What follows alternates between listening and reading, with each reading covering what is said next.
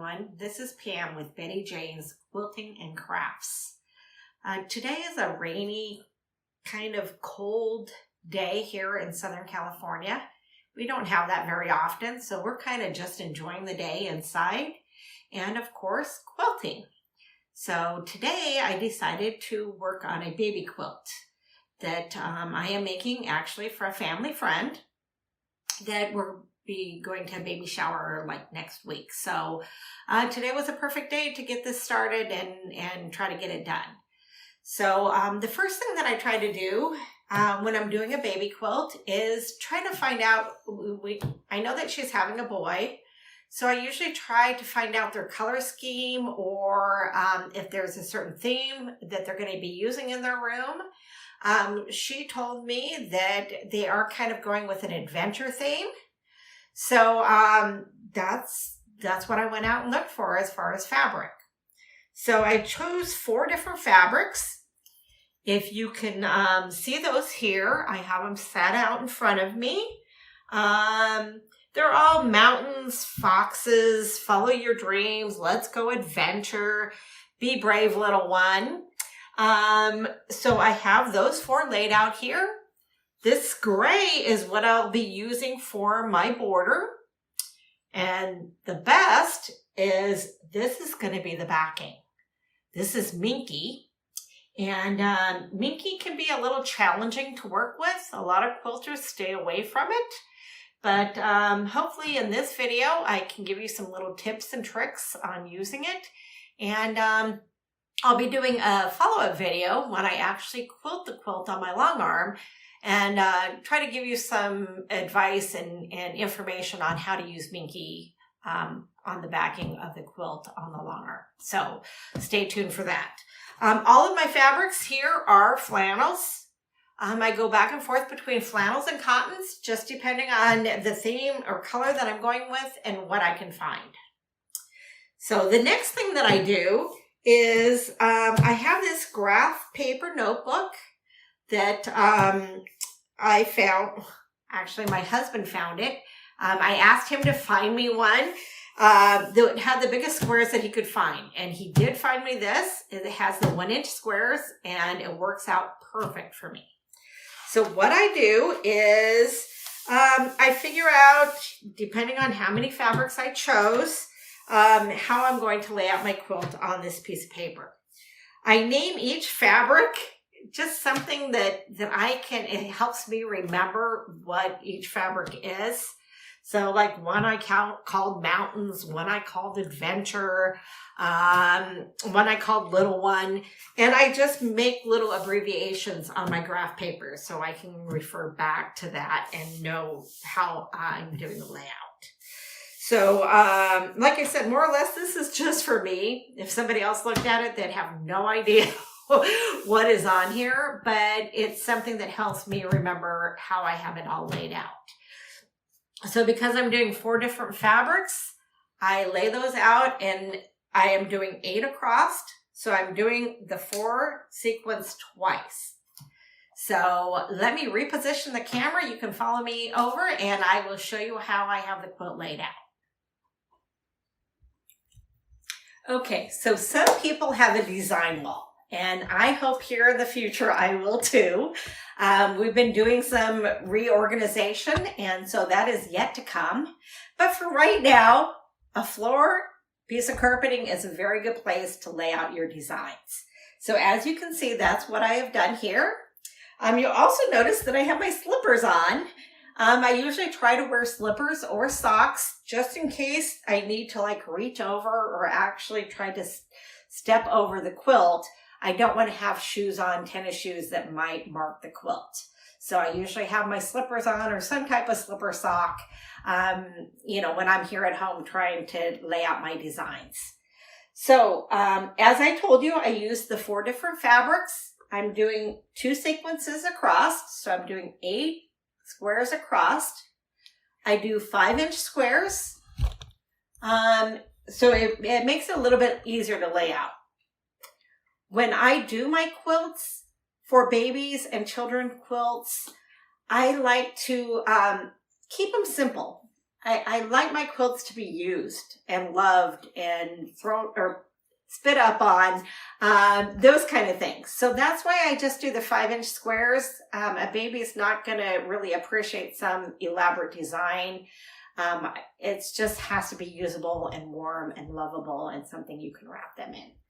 So the next thing that I do is I like to customize my quilts.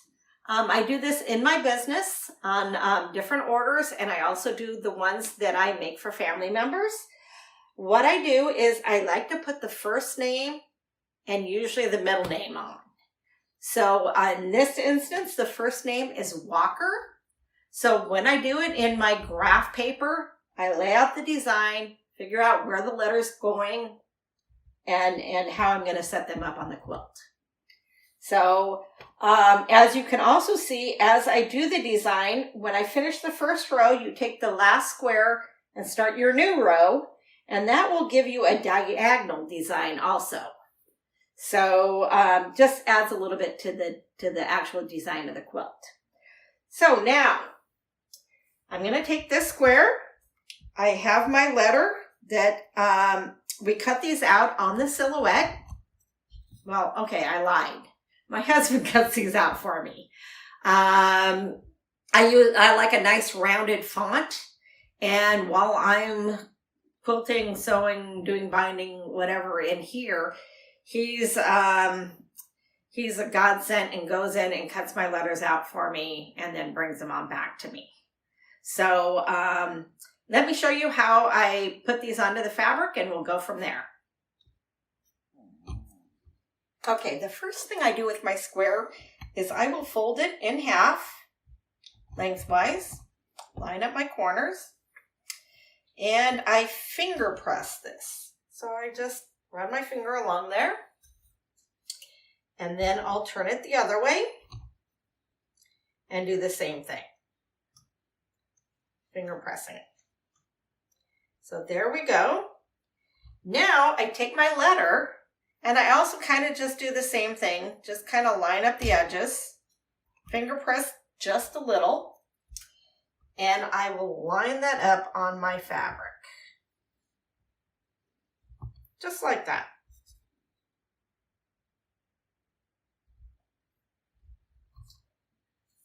Now I have this this wool ironing mat that I love. It's great for items like this right next to my sewing machine.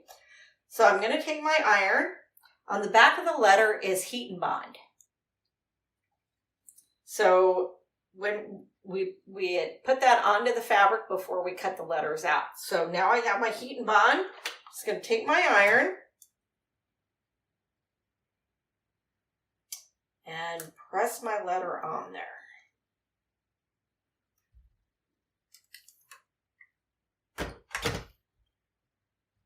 There we go. All right, now let me move my camera and we'll go on from there. Still recording, so. All right, well now we're over here at my machine, and even though I have heat and bond on here, that will make it stick onto the fabric, but I always do sew around the edge. Otherwise your letter will start fraying after so many washings. So when I sew it down, you have a couple different options. If you're a beginner, you may want to start with just a straight stitch. Just a straight stitch right around the edge of the letter. Today, I decided to use a blanket stitch. So I have my machine set up for the blanket stitch with my width, my length, and my tension. So I am going to go ahead and start stitching my blanket stitch. Follow me, and then we'll go on to the next point. So here we go. I do it at a very, very slow speed because when you go around the curves and such, I like it to be slow, so I'm very precise in my stitching. Okay, so now this is one of my letters that I finished with the blanket stitch. I'm not going to bore you, especially with the speed that I stitch at, going through all of the letters. So I'm going to finish stitching my letters with my blanket stitch, and then I'll bring you back when I'm ready to start sewing the rows together. All right, so now we're going to start putting our rows together. So, of course, you take the first square and put it with the second square. I do always pin, not a lot, just maybe 1 or 2 pins just to keep me lined up. So on my machine, I also use a 1/4 inch foot that has an edge on it that helps me keep my 1/4 inch seam. So here we go. Let's start sewing these rows together.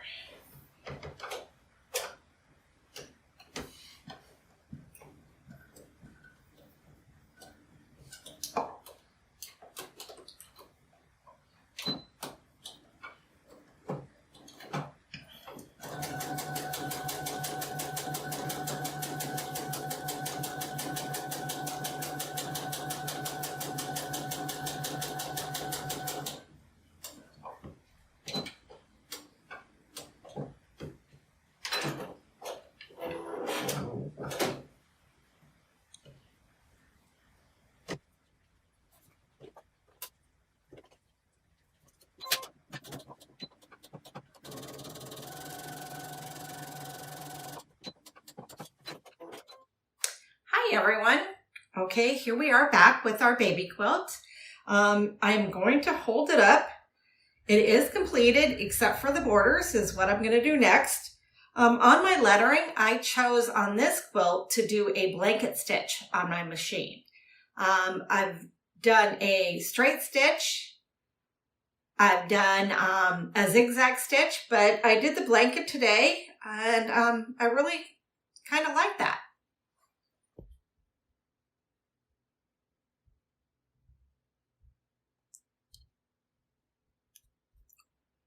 So all the letters are on.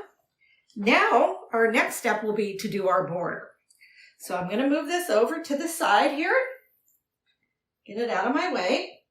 Now, as I explained earlier, I'm going to use this gray flannel for my border. Most of my baby quilts, this one happens to be about 35 by 45. That's about the average that I do.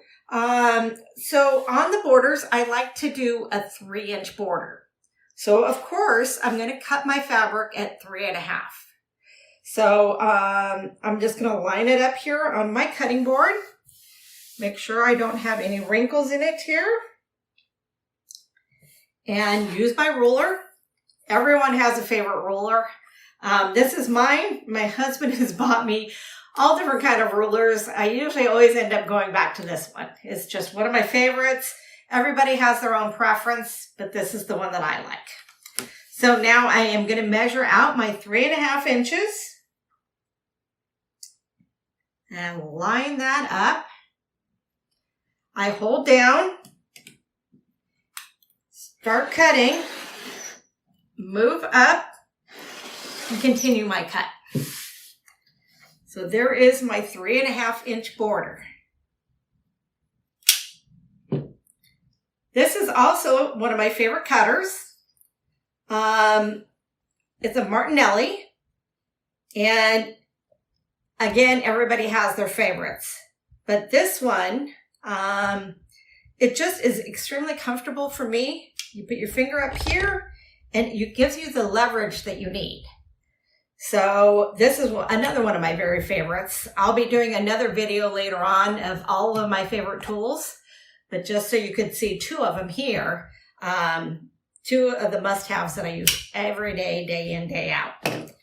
So again, here is my 3.5 inch border. So I'm going to have to cut a few more of these. So I am going to go ahead and cut these and go ahead and sew them onto my quilt, and then we'll come back. I'll show you the finished product.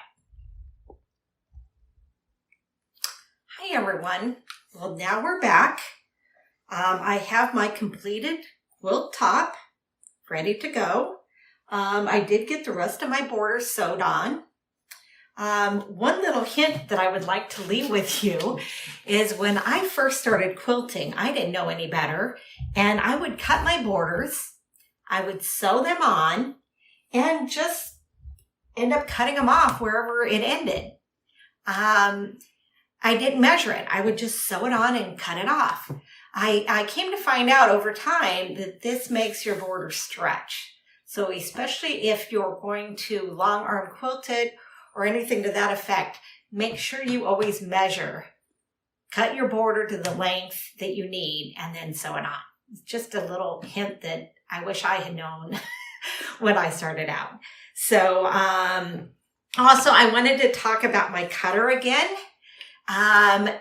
Earlier I told you this was a Martinelli. I guess I was thinking of apple cider because it's actually a Martelli cutter. And so I gave you the wrong name. Like I said, I apologize. I guess, I don't know. I was just thinking of apple cider and how delicious it is. So Martelli cutter is my favorite cut. So I would like to take my quilt now. The next step would be to take it to the long arm and set it up on the long arm and quilt it. I will be doing a second video, a part 2. I'd like to finish this off where I have it now as a completed quilt top. Don't want it to run too long and bore you guys. So I will be doing a part 2 where we will come back and show you how I will load it onto the machine with the binky and talk a little bit about my long arm and the design that I choose. And so that'll be another video that hopefully you'll come back and watch. So this was my first video. Yay, I'm so excited that I got through it. I would like you to please give me either a thumbs up or a thumbs down if I messed up somewhere along the route. Any comments also, I would love comments and questions, or also just ideas for other videos. I would love that. So I have a lot of ideas of different videos that I would like to do coming up. So I hope that maybe you'll subscribe so you'll know that when a new video is posted and you'll tune in the future. So I want to thank you all again for spending this rainy Southern California afternoon with me, and hope to see you back in the future.